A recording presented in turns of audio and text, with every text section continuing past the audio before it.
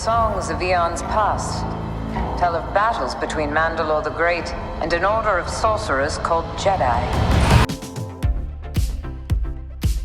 Welcome to Screen Crush, I'm Ryan Airy. So let's talk about the ocean planet that was briefly glimpsed in the new Mandalorian trailer. I already made an Easter egg video about that trailer if you want an overview of all those clues and reveals. Now in that video, I laid out the theory that this is the ocean planet Mon Cala, the home planet of Admiral Akbar. After all, this dock is littered with Quarren, who also come from Mon Cala, and there's a couple of Mon Calamari here. But Mon Cala's surface is entirely covered in oceans. In the Clone Wars, we see that their entire civilization is underwater, so there's not a lot of business to be conducted on the surface.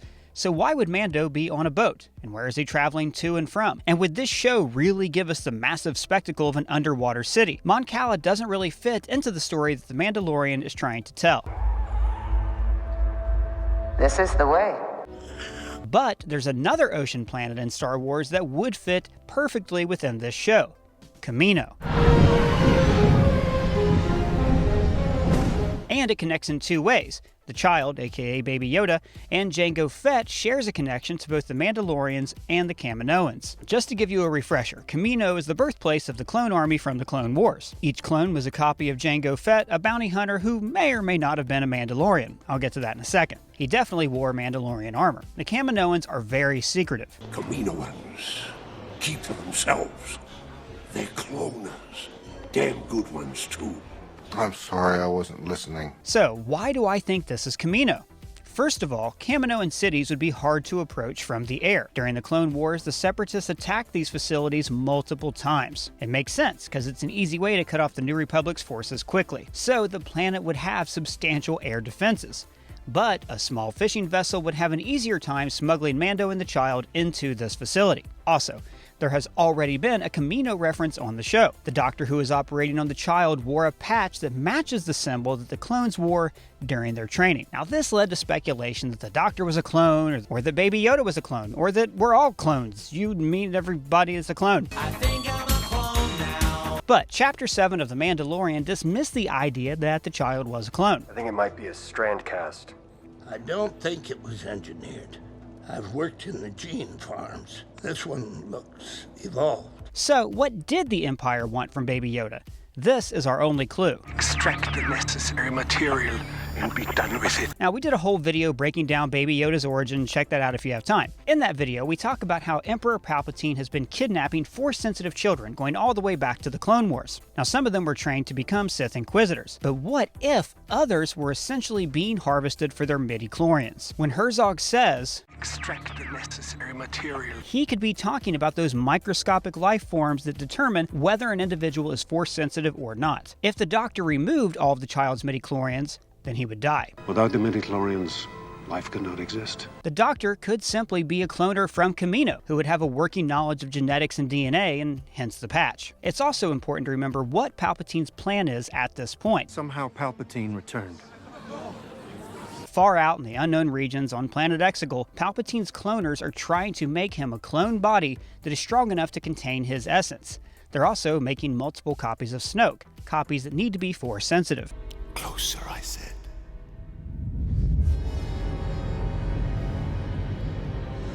But Star Wars has established that clones can't be Force sensitive because they have no midi-chlorians. Without the midi-chlorians, we would have no knowledge of the Force. In Rise of Skywalker, Palpatine's clone is Force sensitive, in part because of means Some consider to be unnatural.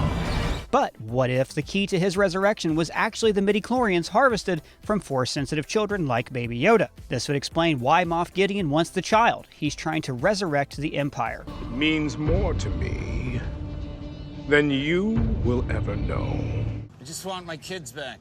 And this connection to the Emperor's cloning would also explain the Kaminoan patch on the Doctor's arm. Also, it's entirely possible the Kaminoans were still working for Palpatine. I mean, he was a long-standing client with great credit with them. I mean, after all, he bought a whole army from them for the Republic. Cloners, are they friendly?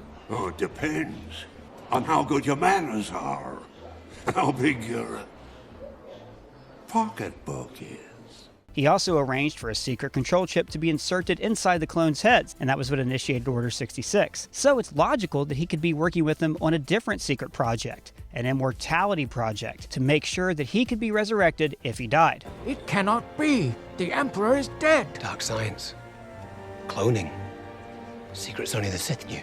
I'm sorry I wasn't listening. And we know Palpatine was working on immortality for a long time. It's the whole reason he turned Anakin. Use my knowledge, I beg you. But Din Djarin and the child don't know anything about any of these plans. They would come to Kamino for a different reason. You expect me to search the galaxy for the home of this creature and deliver it to a race of enemy sorcerers?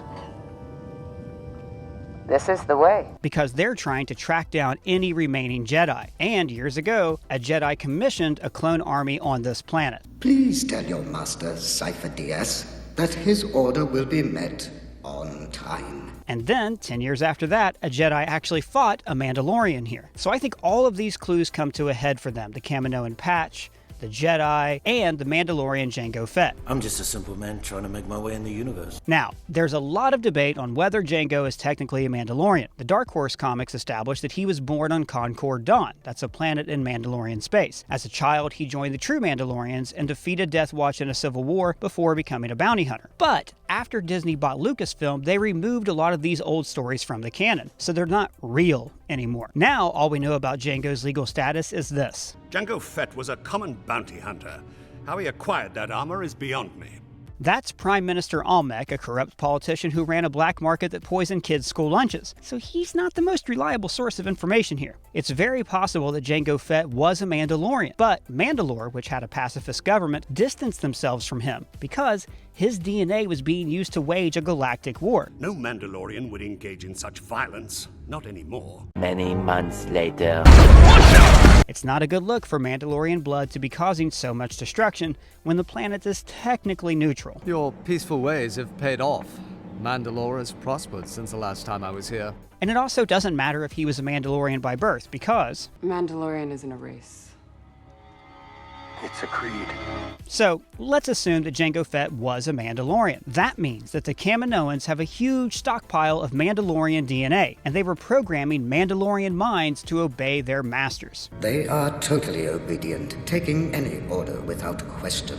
I don't think this post-Return of the Jedi sect of Mandalorians would look kindly on their own being enslaved. This is the way. This is the way. Din Djarin could be on a mission to destroy Jango's DNA, to make sure there could be no more Strandcast Mandalorians running around the galaxy. 7567?